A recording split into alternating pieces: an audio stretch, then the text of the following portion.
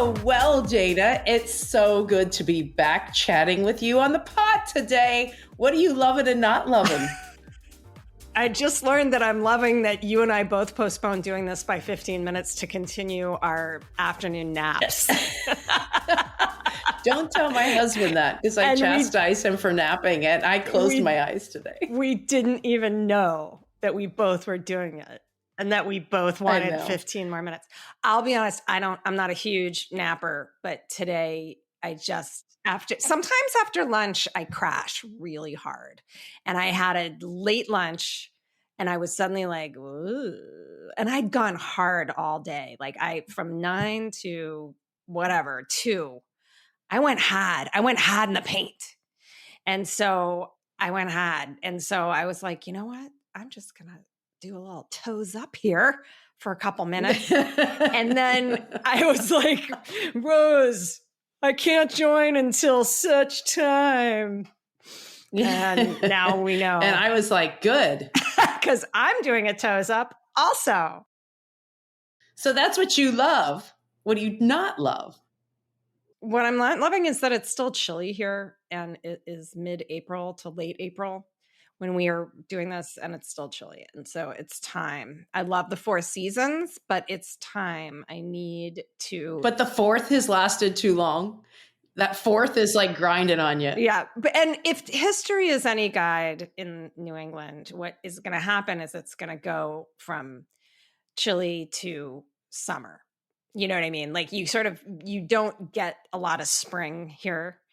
And so I would love some spring-like warmth. I don't want summer yet, but that's not in my control. Yeah. Okay. So let me tell you what I'm loving. I was in Europe and I came back and I've realized that when I worked, I just had to like jump right back into things. So I dealt with jet lag really well.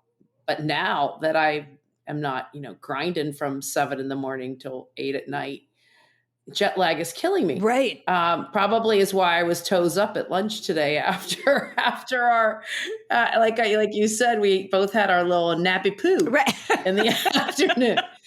But what I am loving though is the other day I woke up at like 3 o'clock in the morning. I was at my folks' house and Tortured Poets Department was released. So if you want to pass some time while you jet lag, you can listen to 31 new Taylor Swift songs. 31 freaking songs? I've listened to part of it. I didn't realize there were 31.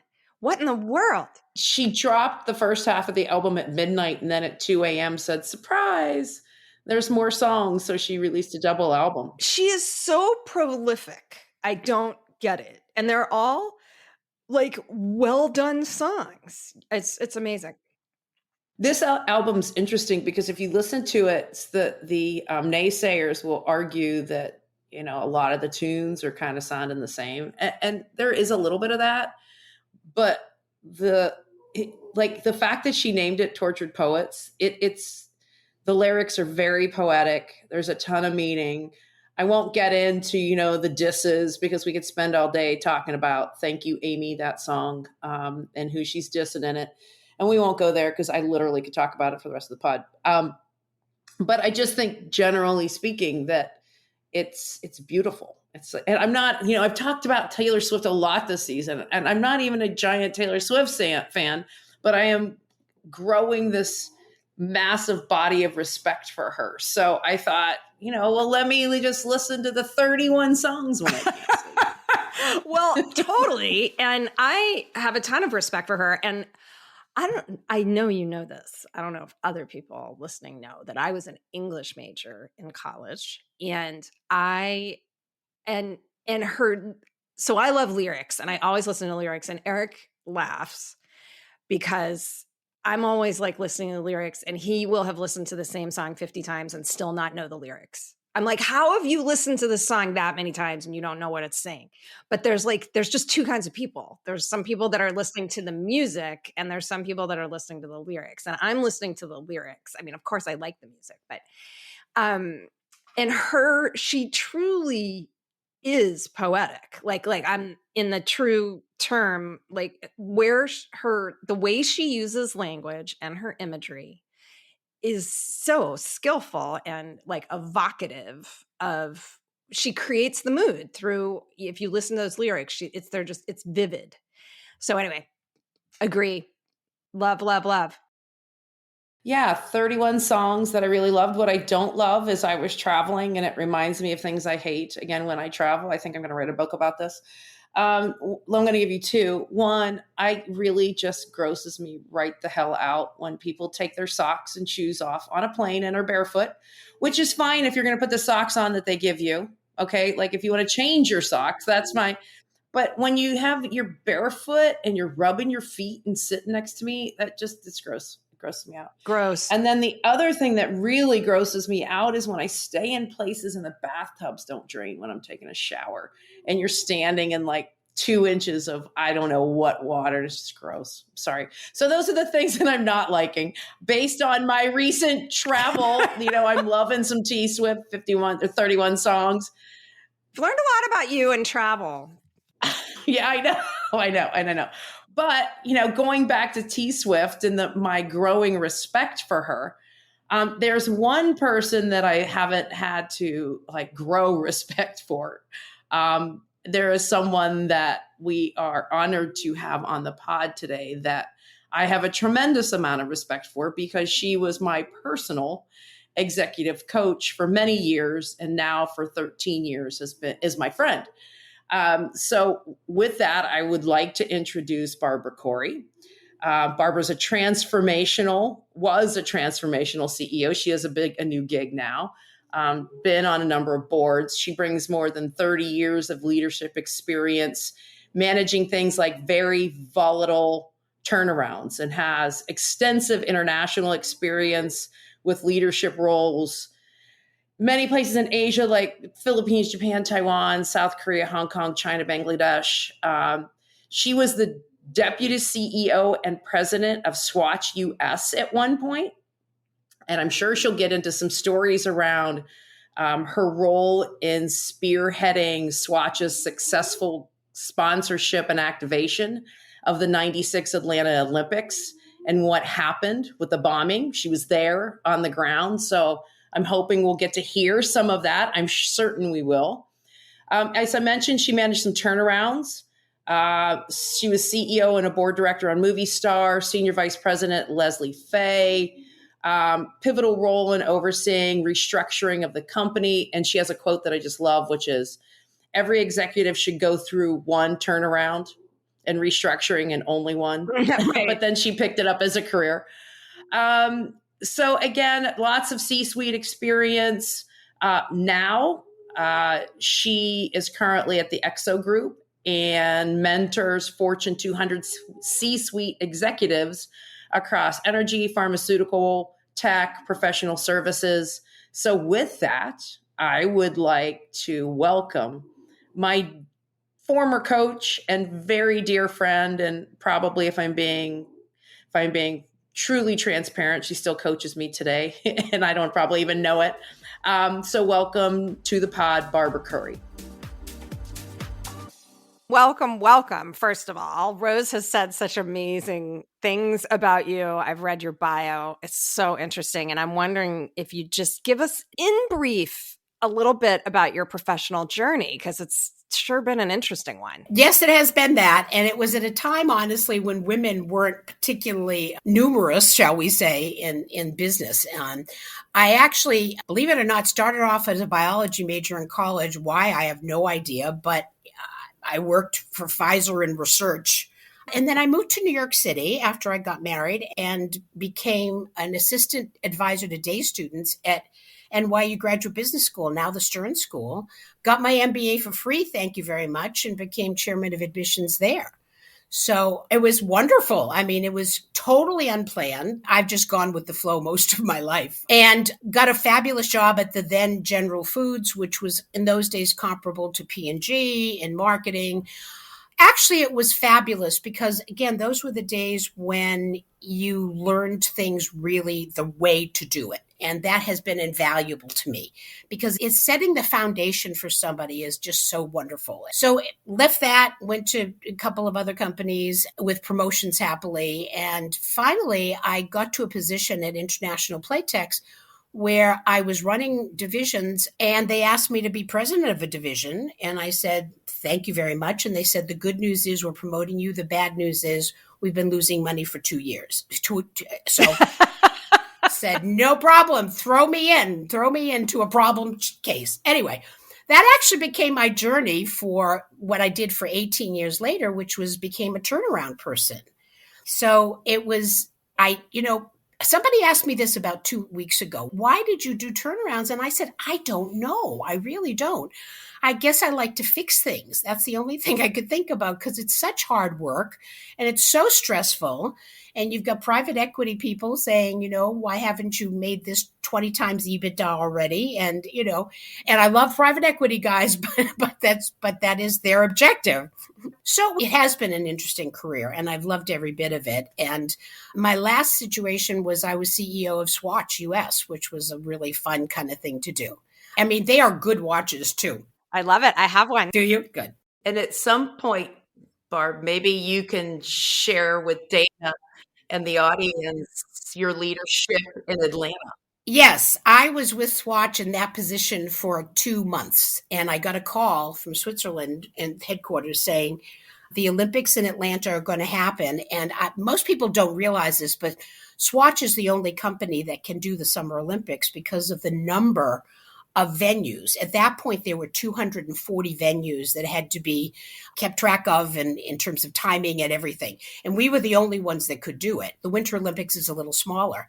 So I remember sitting in a conference room thinking it was going to be a different kind of call. And they said, we'd like you to go down and run it for us. And I said, as you could probably tell from this introduction, I am not short of things to say. And I was dumbfounded. I had no idea what to say.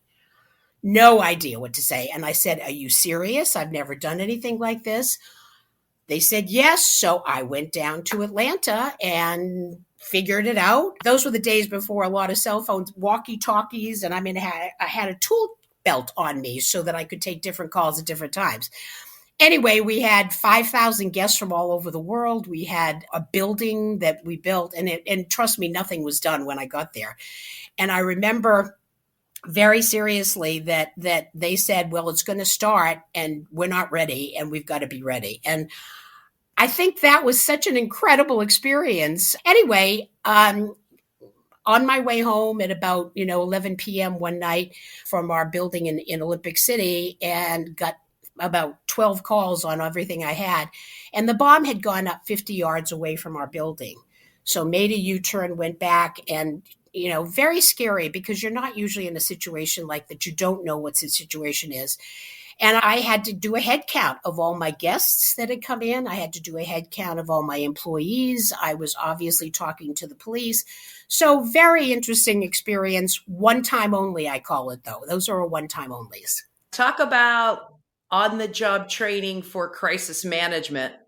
That is the epitome right there. It really is because we didn't know anything. And it was, I was not trained for a bomb going off 50 yards away from my building and not knowing who did it. And you hadn't scenario planned. Had not. Oh, no. I mean, I had a few other things like, making sure that we were there on time and everything was set and ready to go. But I guess it just proves really that you can handle what you need to handle. And I think more importantly, I had to be there for all of these people. I had to be the one that took their calls. It's okay. I remember my children were coming down, and one of the reassurances I gave people, because a lot of them were volunteers and my employees, and they wanted to leave. And I said, my children are coming. So that's how secure I am that this is going to be safe.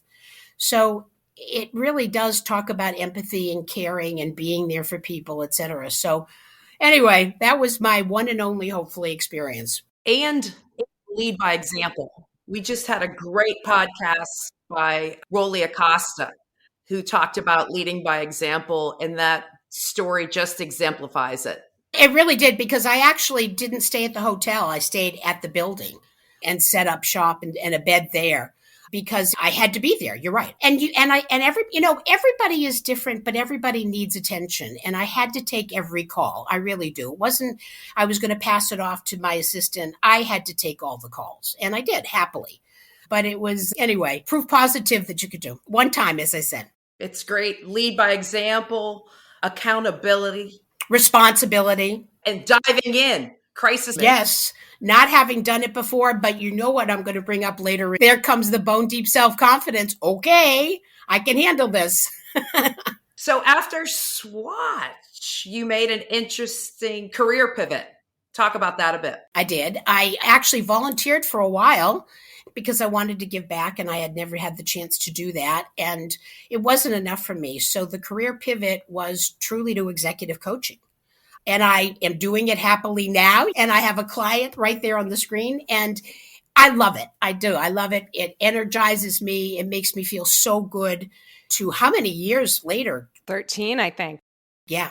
Did you do a certification of some sort? I did not. The company that I work with only hires presidents or CEOs of companies, top level executives.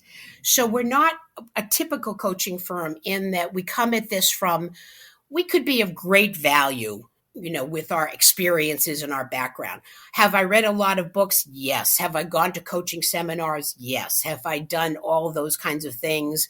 But the benefit of it also is instead of going to sort of one coaching platform, which some people do, I've had the benefit of picking and choosing from different places.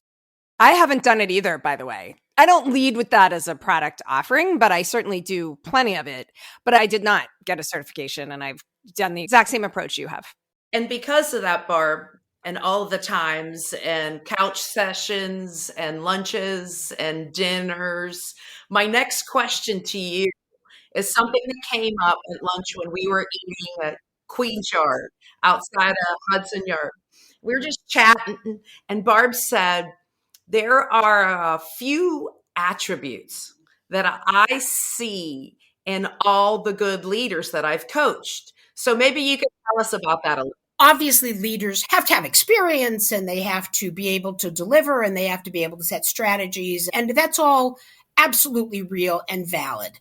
The piece that I have tried to bring, especially doing turnarounds, because candidly, all those people should have left. The insecurity of being in a turnaround is just that, insecurity. Am I going to have my job tomorrow?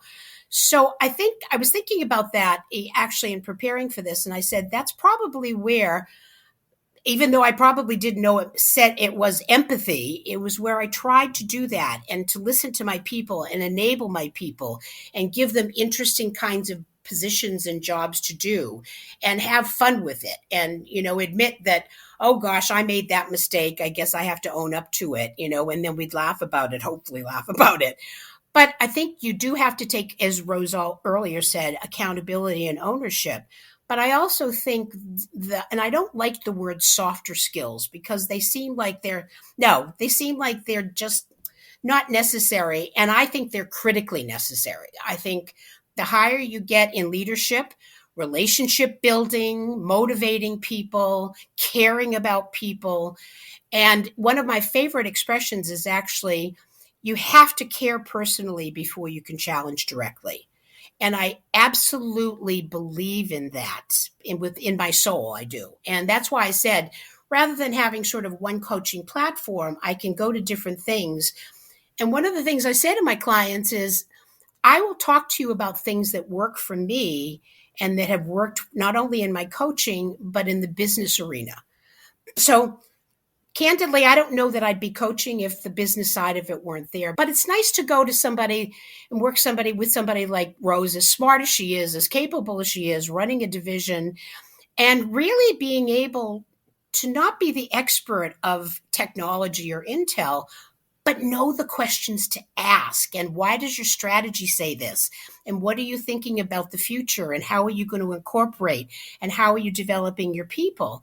And that, to me, the combination of the business, just as I'm saying, the business part is critical, but so is the empathy. And they should marry. They should marry. May I ask a follow-up question to that, which is, you're certainly preaching to the choir when you say that to me. And I'm curious because you're an executive coach and you've possibly heard this resistance, which is, yeah, psychological safety, blah, blah, be clear with expectations, be set up for success. I know plenty of leaders who don't bother with that stuff, and they're plenty successful and their businesses are plenty successful. So I don't understand why I should bother. How do you react to that? Well, but something you're saying is, what's your definition of success? What I find in so much of this is I define what leadership is to me. And how many clients have I had that have come in and said, well, I'm a leader. And to me, it's a generic like Kleenex. I define leadership, and defining leadership is, yes, of course, as I said earlier, I expect the experience, I expect the execution, I expect that, or else, you shouldn't even be considered for the job. But what about the development of people? And what about caring about them? And what about having the humility to hear somebody say something and say, wait a minute, that's probably a better direction than the one I've set? I mean, I don't know if they do that. We all have blind spots. We all have gaps. And so one of my other favorite expressions is you don't know what you don't know. And when I meet with clients for the first time, because we have an interview to say, would you like to work with me? Would I like to work with you? It's a little bit of leap of faith. But I do say to them that I promise you, you will get something out of this. And I sometimes say, I can't believe I'm even saying that, because if somebody said that to me, I'm not sure that I'd believe them, candidly. But oftentimes, their company wants them to do it, or it's the next step for their development. One of the things that I want to ask as a follow-up on that is, do you find that, relative to Dana's question, that they may be experiencing success, but unless you develop the people, the culture, the expectations from a leadership perspective, that it's short-lived and it's not sustainable? That's exactly right. And not only is it the definition of success, but how are you motivating your people? How are you doing success, developing people that are good or aren't good?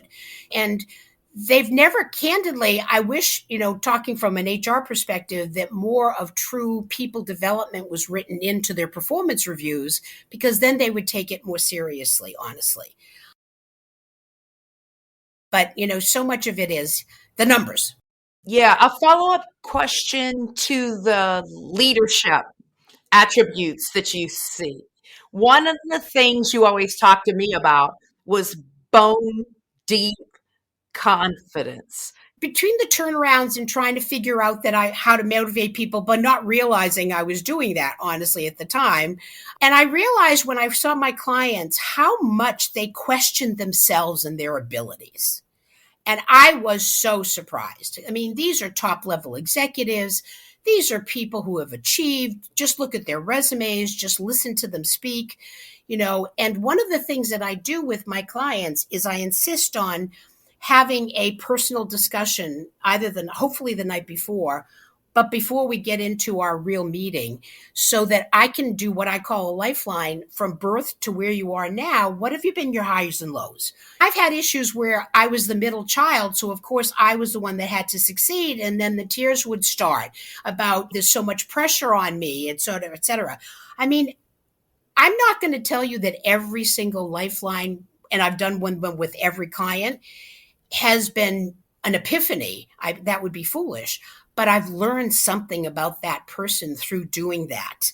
That's why I like to do it at night, only because I like to sleep on it, and I like my client to sleep on it. And even though I will go in with an agenda the next day for the business meeting, I will oftentimes say, listen, I was thinking about something you said last night. I'll ask permission. Can we keep going with that? I throw the agenda out the window. And I had one of these recently, actually. And it was a client, and she just said, something's not working for me. I'm not who I am anymore. I don't know what I want to do. I want to leave the company. And I said, okay, we did the lifeline the night before. And the next day, and I said, that we can't talk about business until we talk this through. And she said, really? Because they're ready to talk about business. Okay, let's talk about strategy. Let's talk about the numbers. Let's talk about my organization. And I said, no, we talked probably for 6 hours. And she said, oh my God, I've got clarity now. I know exactly what's happened to me. And that to me is an epiphany. Now, again, I'm not going to say that I get that every time, but say, okay, that's great. That's wonderful. Okay, let's move on and, start the business and have another whole day of business. The next morning, she was on point. She was clear. She was a different person, truly. And I don't exaggerate. Well, this might be a good time to pivot to this question because Barb did this to me. We were at dinner and she asked the simple question, what's your biggest fear? And I said, I don't have any. And she said, you're sure about that? And I said, I'm 100% sure. I don't have any fears. And she said, okay, interesting. I want you to go home. I want you to think about that. Exactly what she just said. And so I went home and I'm like, can't think of any. Really can't think of any. and then it hit me. And it was the reason I was with her. It was an epiphany. And I would argue with you, Barb, that you probably enable more epiphanies than you're giving yourself credit for. But I came back the next day and I said, I'm a fraud. I know. I don't know why I have this job. I sometimes know what I'm doing. I often don't. That has come up in so many of our interviews. So I want you to tell the audience what you tell people when you uncover imposter syndrome. Yeah. Well, I also remember, by the way, that you were huddled on the couch with a blanket over you. I'm going to tell some more stories here. And you said, they're going to find me out. And I said, you don't have any fears. It's no problem. Why don't we just get on with the business side of the business?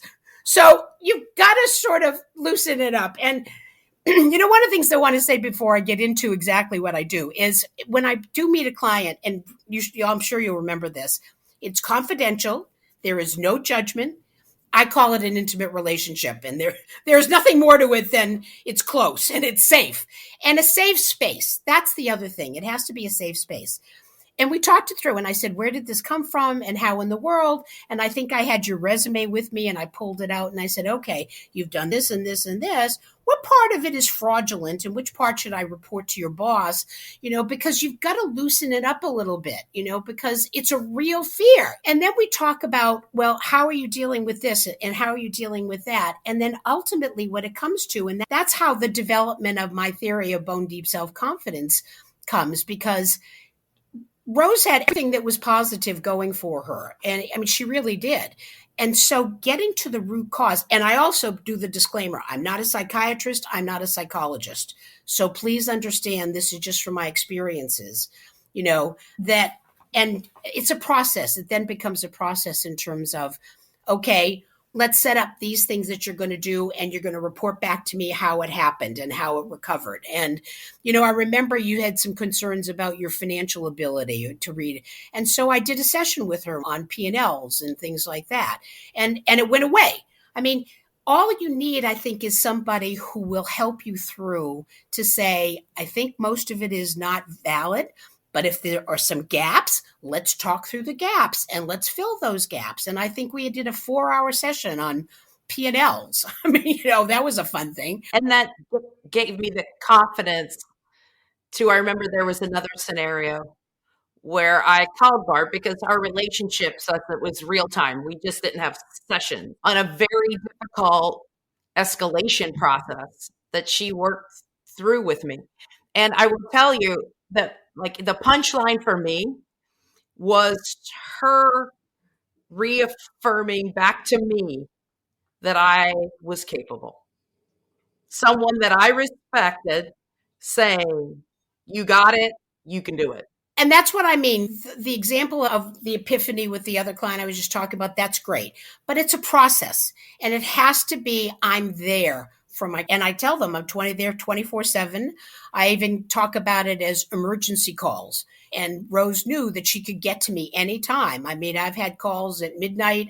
Not from you, but sometimes you're going into a meeting and you just get a little nervous and you say, come on, you've got this. I mean, look at how good you are. Do not let this get in the way of your bone deep self-confidence. Do not. But I do believe that if you have that, we all have questions about our abilities. I mean, we all have questions about at the Olympics. Can I do this? I didn't have time to think about it. I just was thrown into it. But if you really believe in yourself and you have that in your core, then you know you can handle it, and you can do it through various things. Like, as I said, we would joke about it sometimes, or I would say, no, you probably can't handle this meeting and maybe you should just cancel it because I'm sure you're going to be a disaster. And then you realize sort of how ridiculous it is. But the reassurance has to be there, and they also have to know I'm honest. I'm not going to lie ever. And I wouldn't do that to somebody I care about or one of my with my clients. I had a client once who would call me on Friday nights and say it was a disaster. And I said to her, rather than analyzing each one, because it happened over and over again, I said, then don't do Friday meetings. There was dead silence on the phone. And she said, could it be as simple as that? And I said, let's try it. But sometimes it can just be the simplest, littlest things. And I had another client, ironically, I saw her last week because people like Rose, I'd never want to lose touch with. And I said, I want to see your wrist. And she said, here it is, BDSC, and she didn't really put a tattoo on there, but she kept claiming she was going to, because her point was, if ever I'm feeling shaky, I'm just going to look at my wrist and it's going to see BDSC, bone deep self-confidence, as a reminder. So I don't care how you have to do it. And that's why it's individualized. With Rose, it was a certain way. With somebody who said, I was my mother's favorite until the two boys came along, but I'm okay with it. And I said, really? We're talking about this 40 years later, but you're okay with this? Because I brought it up again the next day. She said, no, I'm fine. I said, okay, do you mind if I ask you a few more questions? Well, 2 hours later, crying through the whole thing, she said, I really still have a problem with this. And I said, yeah, I think you do. And you know what? That gives me no pleasure. It does give me a little bit of pleasure because we brought it to attention again. Instead of being blocked, it's fine. And it changed her too. Well, Rose, I am pretty psyched you invited her. It's just been awesome to meet her and hear from her. Yeah, as you can tell, we've had a long, productive, deep relationship for over a decade, and she has a very special place in my heart. And as usual, every time I talk to her, I come away with some super powerful takeaways. And I'll just kick off the hot takes on this one with one that really resonated with me, which is you have to care personally before you challenge directly. And I think there's so much depth to that comment and that learning and that hot take. And that a lot of times when people get their first set of really critical feedback in a professional environment, they take it, I don't necessarily think the right way. I think people often take it and they get defensive and they're looking to rebuttal or to justify or to over-explain. And I think if people go into a conversation like that, it's usually in your annual review or your quarterly development discussion with the lens of the person that's giving me this feedback is giving me the feedback because they truly care about my professional development, you'll action it much quicker and you'll take it to heart and you'll want to improve. So feedback is a gift. And I think that statement really personified it. How about you, Dana? Well, I will just add on to that the care personally, you have to feel it. And this doesn't mean you have to be best friends. It doesn't mean you go have lunch. But I know when I can think of some really intense feedback that I've gotten, but one in particular, I didn't take it that personally because I just knew this guy had my best interest at heart. It helps before you have those conversations to have established some kind of relationship where you demonstrate that you actually care personally. She talked about that and how she tries to find and probe and understand the underlying person before she gets into the professional coaching. And that also was super powerful. Yes, I love that. And then she speaks to her little phrase, bone deep self-confidence. And what I can say is that you have to just trust that you know what you know. That doesn't mean that you know everything. I mean, none of us knows everything, but we know what we know. We can still have humility while knowing that we're in that room probably for a reason, probably because we are bringing something to the party. That's how I process that bone deep self-confidence. Sometimes it's very hard. Sometimes I think we're faking it till we make it. But knowing that even if I'm not feeling 100% of that bone deep self-confidence, I'm not going to serve myself or what we're trying to achieve if I act insecure or if I stay quiet or what have you. And so sometimes it's faking it till you make it, but then sometimes it's just being, I know I'm here for a reason.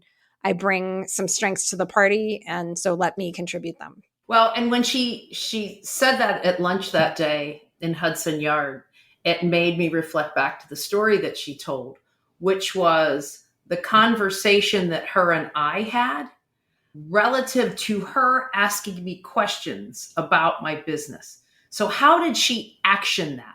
She actioned it by proving to me that I knew what I knew.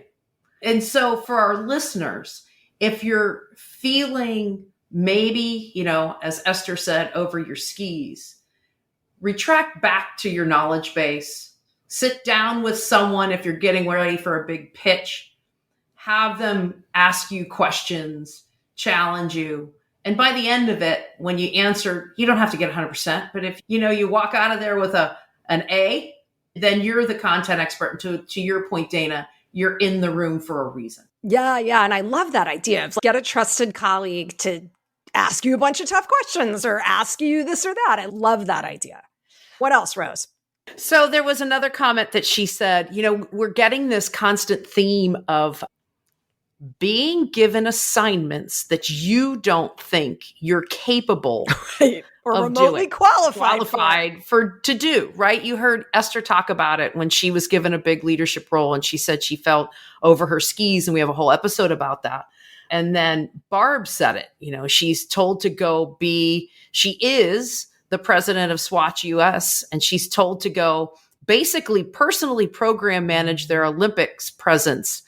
And in the middle of it is a giant crisis, which she discusses, in the form of the bombing. And there's no preparation for something like that. You just she talks about it, you got to lean in, you've got to you've got to be accountable, and you have to be present. And the comment that she made about answering each and every call personally, I thought was super powerful. Yeah. And how she was just like, I obviously hadn't been trained for something like that. And so I will work according to my values and what I think is right. And then, she said something like, it's just amazing what you can figure out when you don't have a choice. You have to figure it out. So you do something. Doug Davis always said, and I've referenced it in this pod before, when all else fails, decide. Right. Decide. And Diana Krall said, in one of her songs, I think it was called Narrow Daylight. But anyway, there's a line in it that's, we're stronger than we believe. Yes. Who knew?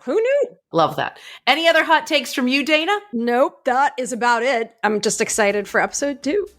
And with that, we will see you in the next pod from part 2, Barbara Khouri. Looking forward to it.